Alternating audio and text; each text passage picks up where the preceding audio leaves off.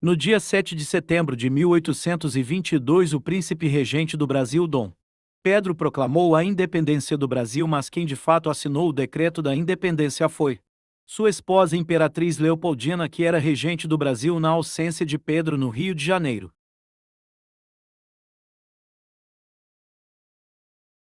Ocorreram várias batalhas entre algumas tropas portuguesas que ainda estavam no Brasil e tropas brasileiras. O exército brasileiro acabou vencendo e as tropas portuguesas foram expulsas do Brasil. Após a derrota das tropas portuguesas, se iniciaram-se os preparativos para a coroação de Dom Pedro.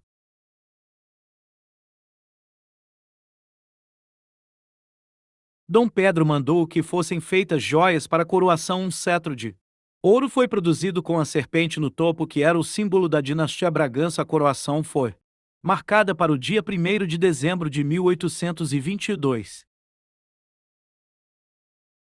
No dia 1º de dezembro de 1822, Dom Pedro foi aclamado imperador do Brasil com o título de Dom Pedro I. A cerimônia teve a participação de sua esposa, Imperatriz Leopoldina. Dom Pedro I tinha um amante, Domitila, ficaria conhecida como a Marquesa de Santos. Ela tinha muita influência sobre as decisões políticas de Dom Pedro I.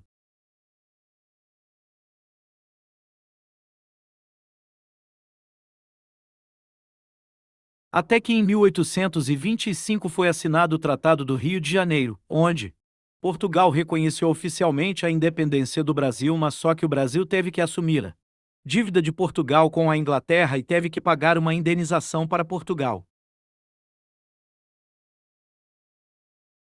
Domitila era odiada por muitos na corte brasileira, principalmente pelos apoiadores da Imperatriz Leopoldina. Ela influenciou o imperador no início da Guerra da Cisplatina. Com o início da Guerra da Cisplatina, o Brasil sofreu algumas derrotas e o imperador Dom Pedro I aumentou os impostos. O exército brasileiro na época era montado quase completamente de mercenários. Em 1828, a guerra se encerrou com a vitória dos rebeldes na Cisplatina na assinatura do Tratado de Paz entre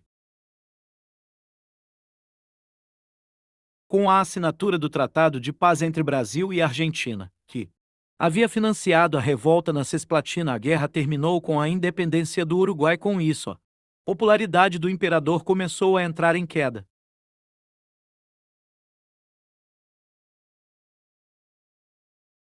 No dia 2 de dezembro de 1825 nasceu no Palácio de São Cristóvão, no Rio de Janeiro, o herdeiro do trono brasileiro, que ficaria conhecido como Dom Pedro II. Rio de Janeiro comemorou o nascimento do príncipe. No ano seguinte, a Imperatriz Leopoldina ficou gravemente doente.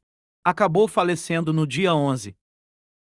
No dia 11 de dezembro de 1826, Dom Pedro I ficou muito triste com a morte da Imperatriz Leopoldina. O Rio de Janeiro chorou a morte da Imperatriz Leopoldina. Dom Pedro se trancou no Palácio de São Cristóvão. Seu luto durou alguns meses até ele iniciar a busca por uma nova esposa. Conselho de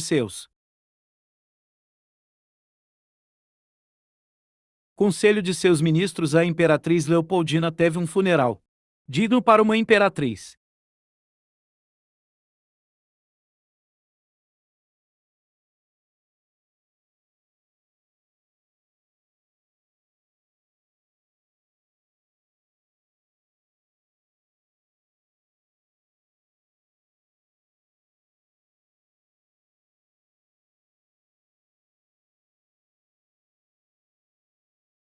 Em 1829, o imperador encarregou o Marquês de Barbacena, diplomata do Império. Encontraram a esposa, só que o Dom Pedro I cobrava muitos requisitos e demorou até encontrar uma esposa, até que, aconselhado por Barbacena, ele diminuiu apenas para 2 requisitos.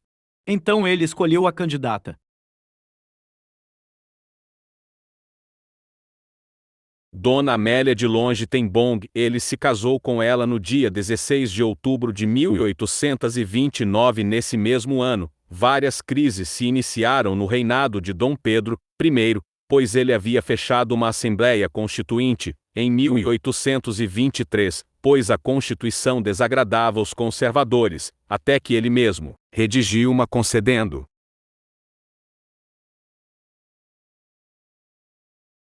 Muito poder assim mesmo então com a morte de Dom João VI e a usurpação do trono português por Dom Miguel. Ele abdicou do trono por volta de 1833. Uma regência foi estabelecida até seu filho de 5 anos, o príncipe Pedro, atingisse a maioridade. Ele nomeou José Bonifácio, um grande amigo seu, como Foi estabelecida a regência tripla, onde 3 pessoas iriam governar o Brasil, até o príncipe Dom Pedro atingir a maioridade. Uma guerra civil ocorreu em Portugal, onde o antigo imperador Pedro I contraiu tuberculose e faleceu em Portugal, ao lado de sua filha mais velha, que ficaria conhecida como Maria.